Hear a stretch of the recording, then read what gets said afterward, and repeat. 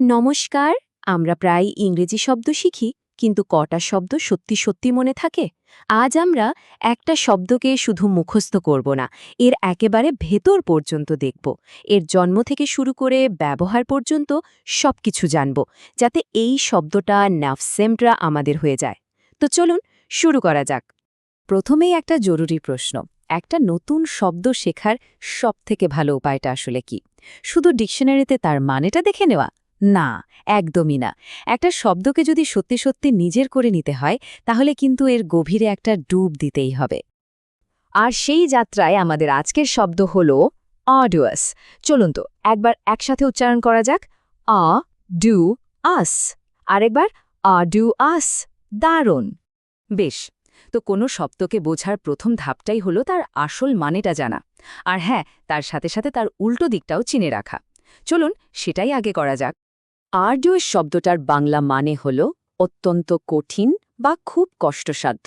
মানে এমন কোনো কাজ যেটা করতে গেলে প্রচুর পরিমাণে শারীরিক বা মানসিক পরিশ্রম লাগে, অনেক চেষ্টার দরকার হয়।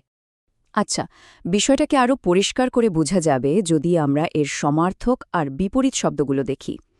আর্ডুয়াস মানেই হল এমন কিছু যাতে প্রচুর খাটুনি আছে। যেমন ধরুন, এর সমার্থক শব্দ বা সিনোনিমস হল ডিফিকাল্ট বা লিবোরিয়াস। আর এর ঠিক উল্টোটা কি হতে পারে? যা করতে কোনো কষ্টই হয় না, তাই না? মানে ইজি বা এফর্টলেস। এগুলো হলো এর অ্যান্টোনিমস। এই যে দুটো ভিন্ন মেরুর ধারণা, এটা কিন্তু শব্দটার অর্থকে মনে একেবারে গেঁথে ফেলতে সাহায্য করবে। কিন্তু একটা প্রশ্ন মাথায় আসতেই পারে, এই শব্দটার মানে এমন কষ্টসাধ্য কেন হলো?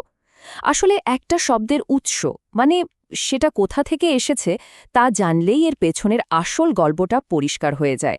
চলুন দেখি আর্ডুয়াস শব্দের ইতিহাস কি বলে। এখানে একটা দারুণ তথ্য আছে।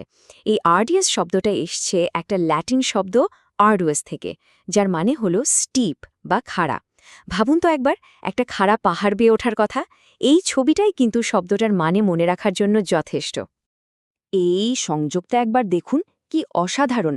ঠিক যেমন একটা খাড়া বা স্টিপ পাহাড়ে ওঠা একটা অমচন পরিশ্রমের কাজ, ঠিক সেভাবে যে কোনো আর্জুয়াস কাজও হলো একটা খুব কষ্টসাধ্য ব্যাপার। এই ছবিটা যদি মাথায় রাখা যায়, তাহলে শব্দের অর্থটা আর সহজে ভোলা যাবে না। বেশ, অর্থ আর উৎস তো জানা গেল। এবার চলুন দেখি বাস্তব জীবনে একটা বাক্যে এটাকে ঠিক কিভাবে ব্যবহার করা যায়। এই বাক্যটা একটু দেখা যাক। Climbing the mountain was an task. বাংলায় বললে পাহাড়ে ওঠাটা ছিল একটি কাজ। একটু ভাবা যাক তো, আমরা এতক্ষণ যা যা শিখলাম তাতেই খালি জায়গায় কোন শব্দটা সবচেয়ে ভালোভাবে ফিট করতে পারে? চলুন এবার আমাদের শেখাটা একটু যাচাই করে নেওয়ার পালা, একটা স্মার্ট কৌশলের মাধ্যমে। বিশেষ করে যারা বিভিন্ন প্রতিযোগিতামূলক পরীক্ষার জন্য প্রস্তুতি নিচ্ছেন, তাদের জন্য এই ছোট্ট কুইজটা কিন্তু বেশ কাজে দেবে।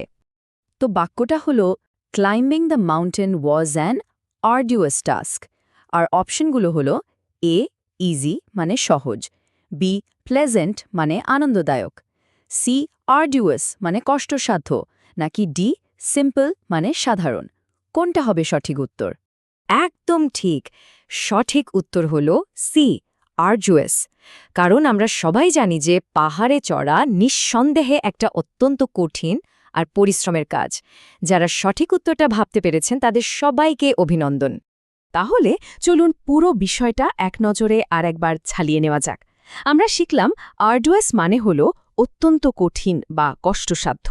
এর জন্ম হয়েছে ল্যাটিন শব্দ আর্ডুয়াস থেকে, যার অর্থ হল খাড়া। আর এর পেছনের মূল ধারণাটা হল খাড়া পাহাড়ে ওঠার মতোই যে কোনো আর্ডুয়াস কাজে প্রচুর পরিশ্রমের দরকার হয়। শেষ করার আগে একটা ভাবনার বিষয় রেখে যাচ্ছি। এই নতুন শেখা শব্দটা ব্যবহার করে একটু ভাবুন তো, জীবনের সবচেয়ে আর্ডিউয়াস বা কষ্টসাধ্য কাজ কোনটা ছিল? নিজের অভিজ্ঞতার সঙ্গে শব্দটাকে মিলিয়ে নিলেই দেখবেন এটা স্মৃতিতে একেবারে গেঁথে গেছে। ভাবার জন্য ধন্যবাদ।